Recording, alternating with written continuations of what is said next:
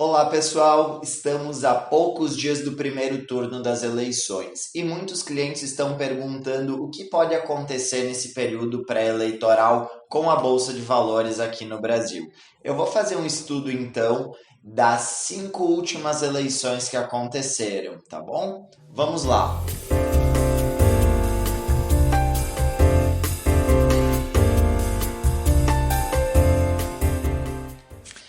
Em 2002, né, a bolsa sofreu bastante aí por conta principalmente do risco Lula, né? Era um risco que poderia comprometer algumas políticas econômicas importantes e como a gente pode observar aqui no período eleitoral, né, entre setembro e outubro, nós tivemos então uma queda bem considerável para a bolsa, tá?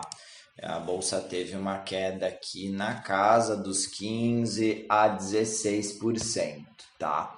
É interessante mostrar aqui também que o dólar teve uma alta bem considerável nesse período, por conta dos mesmos fatores, tá? Instabilidade provável que estava por vir, né? Nessas eleições, o Lula foi o vencedor, tá bom? O dólar, então, nesse período subiu na casa aí dos 27%. Bom, no ano de 2006, né, o Lula venceu o então rival Geraldo Alckmin, né, e a bolsa vivia uma ótima fase, impulsionada pelo desenvolvimento chinês e pela alta dos preços das commodities. Por aqui a taxa de juros estava recuando, enquanto nos Estados Unidos havia parado de subir. Então, o Lula, a princípio, havia cumprido o prometido e mantido o tripé econômico. Além disso, o Alckmin era visto como alguém liberal, que é uma abordagem bem vista aí pelos investidores. Então, nós não tivemos tanta volatilidade nesse ano de 2006.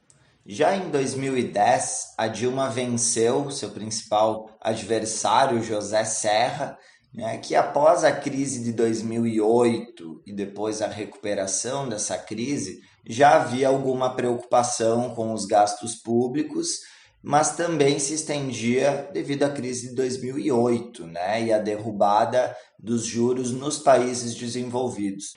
Em 2014, então, a Dilma se reelegeu na véspera da recessão, né? No ano da segunda eleição da Dilma, foi o ano de muita polarização entre PT e PSDB, né, representado pelo Aécio Neves, e a volatilidade foi bastante intensa, né? Primeiro, pela euforia da possibilidade de troca de governo e também pela depressão com a perspectiva da continuidade do PT no poder. E em 2018, por fim, né, o Jair Bolsonaro venceu o principal adversário aí, Fernando Haddad, do PT, e nesse ano, né, que se deu a vitória do Bolsonaro, o Ibovespa subiu tanto antes do primeiro turno quanto depois, né? O mercado ele apostava num possível viés liberal, né, que escolheu aí o economista Paulo Guedes como parceiro na economia e tínhamos então a perspectiva de que essa abordagem trouxesse recuperação econômica, né? E ainda toda a questão da privatização, né, que era esperada na época. Isso contribui aí com a alta na bolsa, tá? Bom, muito bem. E agora, né? O que esperar então para essas eleições de 2022? Nós temos aqui dois candidatos que o mercado já conhece, que já foram presidentes. Então, o mercado não espera que haja uma ruptura muito grande, que haja muita mudança envolvida, porque já são conhecidos. E aí nós temos dois pontos importantes aqui para estudar. O primeiro ponto é, nós estamos chegando no fim de um ciclo de alta de juros e muitos analistas estão afirmando que a bolsa no Brasil está barata. pelo fato de a taxa de juros nos Estados Unidos ainda não ter chegado no fim da alta, ou seja, ainda tem taxa para subir, isso beneficia então os mercados locais. Por outro lado, a China está passando por uma desaceleração econômica. Isso pode afetar negativamente os mercados emergentes, inclusive o Brasil. Então, nós temos esses fatos acontecendo no mundo nesse momento, sem contar a questão da guerra, né?